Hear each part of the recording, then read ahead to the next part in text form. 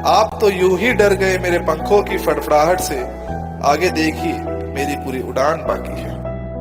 Hello everyone, मेरा नाम है मोहित पुनिया और मैं हूं Mohammad Asim and we welcome you all to this amazing platform of defence Wala. तो आज हम आप सब लोगों के सामने आए हैं बेटा, एक छोटा सा ब्रीफ इंट्रोडक्शन लेके आए हैं अबाउट एनडीए बैच के बारे में। इनफैक्ट एनडीए बैच से ज्यादा बातें आज हम एनडीए की करेंगे कि कौन इसको कंडक्ट कराता है, एग्जाम पैटर्न क्या होता है सर, कितने मार्क्स का पेपर होता है सर, क्या प्रोसेस है। डिटेल्ड वीडियो भी आपके साथ आएगा लेकिन थोड़े से टाइम के बाद। तो सर स्टार्ट करते हैं आज थोड़ी बहुत जानकारी लेते हैं। बिल्कुल सर, पता होना चाहिए तो बच्चों को। बिल्कुल। तो बच्चों, ये जो स्लाइड आप देख रहे हो नेशनल डिफेंस एकेडमी की वेबसाइट है। ये वो ट्रेनिंग इंस्टीट्यूट है जहां पर आप जब एंटर करने की बात करते हैं तो इंडियन आर्म फोर्सेस की जो 3 विंग्स होती हैं, इंडियन आर्मी, इंडियन नेवी और इंडियन एयरफोर्स, तीनों की ट्रेनिंग जो है यहां पर एक साथ होती है। सबसे बड़ी बात है ये। जब आप एग्जाम क्वालिफाई कर लेते हो उसके बाद आपको यहां बुलाया जाता है। यहां पे कदम रखना, एग्जाम क्वालिफाई करने के बाद कदम रखना, वो सर फीलिंग जो वो ओरा होता है वो अलग ही होता है सर। इस जगह की हवा ही सर अलग है। यहां पे शुरुआत की जाती है, मतलब ऑब्वियसली आप एग्जाम क्वालिफाई करने के बाद यहां जाओगे तब देश की रक्षा आपके हाथों में जाएगी बेटा, इसी इंस्टीट्यूट के थ्रू। यहां आपकी ट्रेनिंग होगी और ट्रेनिंग का प्रोसेस आपको एक्सप्लेन करेंगे, बिल्कुल अच्छे से एक्सप्लेन करेंगे। कब करेंगे सर? वेट करो थोड़ा सा, हर एक चीज इंटरेस्टिंग चीज के लिए सर थोड़ा वेट करना पड़ता है ना, वो वाली बात है। बढ़ते हैं, बात करते हैं हम लोग डिटेल में। तो भाई ये इस बॉडी का नाम आपने सुना होगा, यूनियन पब्लिक सर्विस कमीशन। ये वही बॉडी है, जी हाँ, ये वही बॉडी है जो आप सुनते हैं जो आईएएस के एग्जाम कराती है। ऐसे बहुत सारे, एक आपने एग्जाम सुना होगा सीडीएस, उसका एग्जाम भी कराती है। सिमिलरली यहां पर एनडीए का एग्जाम भी यूनियन पब्लिक सर्विस कमीशन कराती है। एक कॉन्स्टिट्यूशनल बॉडी है, संविधान में इसका मेंशन है, बहुत ही इंपॉर्टेंट बॉडी है। तो ये एग्जाम सर, ये बॉडी जो है, ये जो लेवल का एग्जाम लेती है, एक अलग लेवल है, अलग डिमांड होगा इस जॉब प्रोफाइल का आपके लिए। तो आपको डिलीवर भी कुछ अलग करना पड़ेगा। आंसर इंपॉर्टेंटली क्लास 12th के लेवल पे ये इतना बड़ा एग्जाम होता है। क्लास 12th पे आपको पहली बार यूपीएससी का टेस्ट मिलेगा। बिल्कुल, मतलब सर यूपीएससी आईएएस का एग्जाम कराते हैं, इतना बड़ा एग्जाम है, देश का सबसे टफेस्ट एग्जाम है। वही बॉडी आपका एनडीए का एग्जाम भी कंडक्ट करती है बेटा। अगर हम एनडीए की बात करें बेटा, तो एनडीए बेसिकली ये सिलेक्शन प्रोसीजर है बेटा। क्या प्रोसीजर फॉलो किया जाता है, ठीक है। एनडीए के बारे में बेसिक और बता देते हैं बेटा। एनडीए के 2 एग्जाम होते हैं, हर साल 2 एग्जाम होते हैं, एनडीए 1 और एनडीए 2, ठीक है। और दोनों में जो पैटर्न होता है, सिलेक्शन प्रोसीजर जो होता है, उसमें बेटा स्टेज 1 में आपको रिटन एग्जाम मिलेगा। रिटन एग्जाम के बारे में और बात करेंगे। उसके बाद स्टेज 2 जो होती है वो एसएसबी टेस्ट होता है और स्टेज 3 में मेडिकल टेस्ट होता है बेटा। स्टेज 3 में मेडिकल टेस्ट होता है।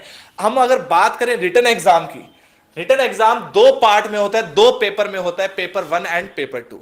पेपर 1 जो है वो होता है मैथमेटिक्स का। आपको इस पेपर 1 में आपको 120 ऑब्जेक्टिव क्वेश्चंस मिलेंगे, जिसमें आपको ऑप्शंस दे रखे होंगे ABCD, और वो मार्क करने होते हैं आपको कि हाँ सर, OMR शीट मिलती है, उस पर मार्क करना होता है। सही आंसर मार्क, ऑब्वियसली बात है सर, सही आंसर मार्क करना होता है। लेकिन इंपॉर्टेंट पॉइंट क्या आता है बेटा यहाँ पे, कि सिर्फ 120 क्वेश्चन के लिए सिर्फ 150 मिनट्स है, सिर्फ 150 मिनट्स है। बच्चे जनरली क्या होते हैं कि क्वेश्चन देख नहीं पाते। ये बच्चों की ही बातें हैं, जो बच्चों से हम बात करते हैं कि हाँ आपने जब एग्जाम दिए तो आपको कैसा फील हुआ, जो तैयारी कर रहे होते हैं उनसे बात करते हो तो आपको पता लगेगा। वो कहेंगे कि पेपर इतना लेंथी लगा हमें कि टाइम कम पड़ गया। मेन सर जैसा देखने को मिल रहा है, मतलब एक सवाल करने के लिए लगभग 1 से 1.5 मिनट के आसपास है। तो सर कैसे इसको मतलब सॉल्व किया जाए? सर देखिए, एक्चुअली क्या होता है, यहाँ पे स्पीड और एक्यूरेसी का बहुत बड़ा खेल है। ये वर्ड्स मैं बार बार रिपीट करता रहूंगा, थ्रू आउट तैयारी करता रिपीट करता रहूंगा। स्पीड एंड एक्यूरेसी बहुत ज्यादा जरूरी होती है यहाँ पे। देखिए, क्वेश्चंस टफ नहीं होते हैं, टफ नहीं होते बेटा। या तो क्वेश्चन आता है या नहीं आता है।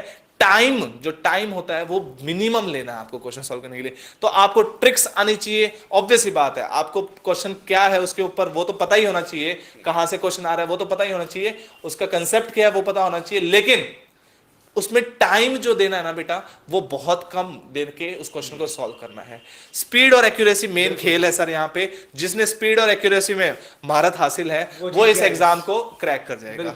टोटल आपको 120 क्वेश्चन, 150 मिनट्स, 300 मार्क्स मैथमेटिक्स का पोर्शन आपका कवर करता है बेटा। अगर सिलेबस की बात करें तो 11th-12th का पूरा सिलेबस टिल 11th-12th है ना। कॉलेज मैथमेटिक्स यहां से नहीं आती है।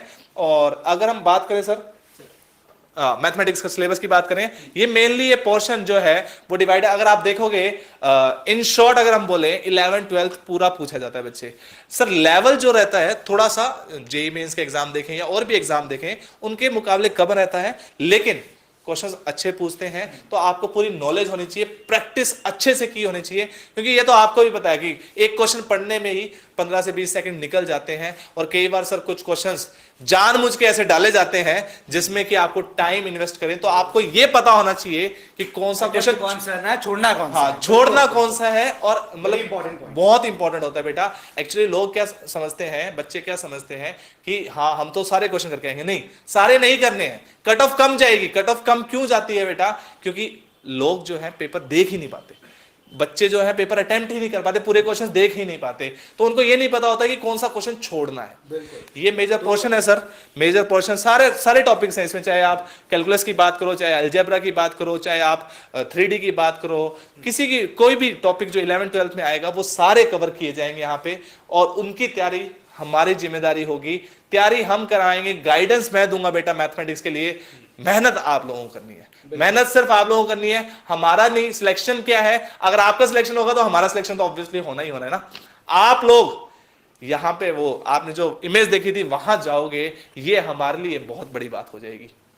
बिल्कुल सर, बिल्कुल। तो ध्यान रखना है इस चीज को। चलिए इस पे और डिस्कशन करते हैं। ये देखिए इसका जो दूसरा वाला पेपर होता है सर ने आपको पेपर 1 के बारे में बताया, मैं पेपर 2 बताता हूं, that is general ability test. बेटा ये पेपर जो होता है ये 2 पार्ट्स में होता है बेसिकली, मतलब इसमें पार्ट 1 और पार्ट 2 होगा। पार्ट 1 जो होगा, पार्ट 1 होगा, वो इंग्लिश का होगा, जिसमें ये बेसिकली 200 नंबर का होगा।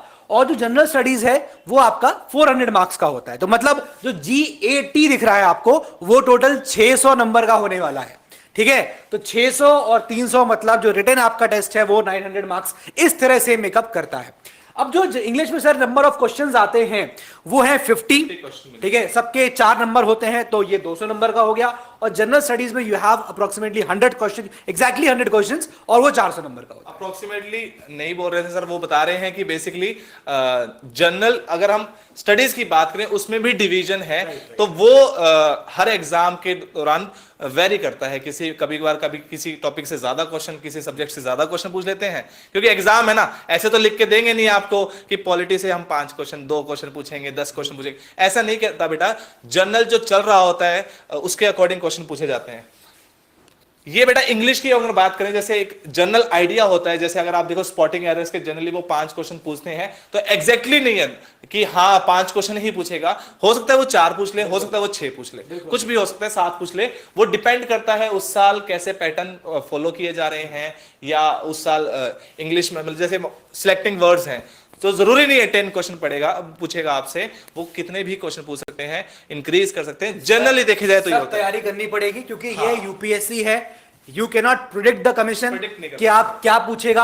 अगर एक ट्रेंड फॉलो हो रहा होगा ना, कि अगर आपको दिख रहा है कि सिलेक्टिंग वर्ड से 10 सवाल आ रहे हैं, आपको लगेगा वो भी इस साल भी रिपीट करेगा, हो सकता है उस साल वो 0 कर दे उसको। तो दिस इज लाइक कि आपको हर चीज कवर करनी है, and this is what this make this exam very difficult. बस ऐसा नहीं है कि लेवल बहुत हाई है, सिलेबस का जो पोर्शन है वो इतना ज्यादा है, तो आप देखिए इसका कट ऑफ भी कम होता है। वो रिफ्लेक्ट कर रहा है कि टॉपर भी जो होता है, टॉप भी रैंक 1 जो आ रही होती है ना, वो भी इतने मार्क्स नहीं होते हैं उसके भी। तो ये कहीं आपको ध्यान रखना है कि you have to cover everything. GS की बात करें तो बेटा ये हैं वो सब्जेक्ट्स जो आपको यहां पर पूछे जाते हैं। हिस्ट्री हो गया, ज्योग्राफी हो गया, इकोनॉमिक्स हो गया, पॉलिटी हो गया, करंट अफेयर्स है, फिजिक्स, केमिस्ट्री, जनरल साइंस, ये सब चीजें यहां पूछी जाती हैं।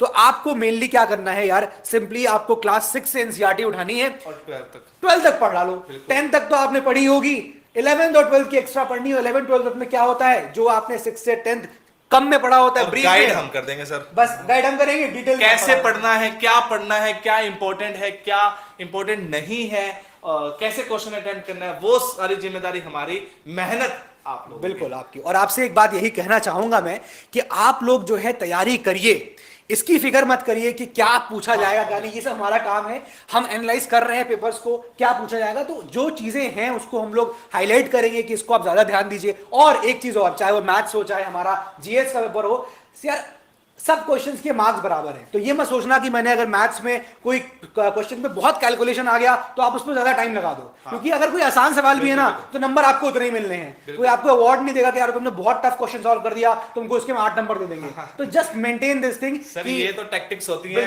टैक्टिक होती है, इसको हम लोग सर बताते भी रहेंगे आपको आगे चल के। मतलब ड्यूरिंग प्रिपरेशन आपको हम ये गाइडेंस करते रहेंगे बेटा। जनरली जो क्वेश्चन पूछे जाते हैं उसके बारे में बात करेंगे। सर जीएस की अगर बात कर रहे थे तो आपने इतने टॉपिक्स बताए, तो मैं तो इन शॉर्ट ये समझता हूं कि आपको सब कुछ आना चाहिए, आपको सब कुछ पढ़ना पड़ेगा, लेकिन उसका लेवल कितना पढ़ना है, उसकी कितनी इंपॉर्टेंस है, कौन से टॉपिक छोड़ने हैं, वो सारे सर की जिम्मेदारी, इनफैक्ट हमारे बाकी टीचर्स की जिम्मेदारी, जो आप लोगों ने देखे ही होंगे वीडियोस, तो आप लोगों ने देख रही हो, और भी आपको वीडियोस मिलेंगे सर, जल्दी इनको वीडियोस देखने को मिलेंगे बच्चों को। सबको पता है कि बैच कब से स्टार्ट कर रहे हैं हम लोग, तो स्टे ट्यून्ड, आपको आने वाले टाइम में सब डिटेल्स मिलते रहेंगे, ठीक है। तो विद दिस मिलते हैं सर अगले सेशन में दोस्तों के साथ, है ना। बिल्कुल। एक और अभी बहुत जल्दी एक वीडियो मिलने वाला है बेटा, जिसमें आपको गूज बम्स आएंगे सर, बच्चों को, है ना, वो तैयारी देखेंगे कि वो फील करेंगे हाँ, आप जो आपको एनडीए के अंदर मिलने वाला है, लाइफ एट एनडीए कैसी होती है, और बहुत इंटरेस्टिंग सी बातें आपको पता लगेंगी। तो ठीक है बच्चों, मिलते हैं अगले सेशन में, तब तक के लिए जय हिंद।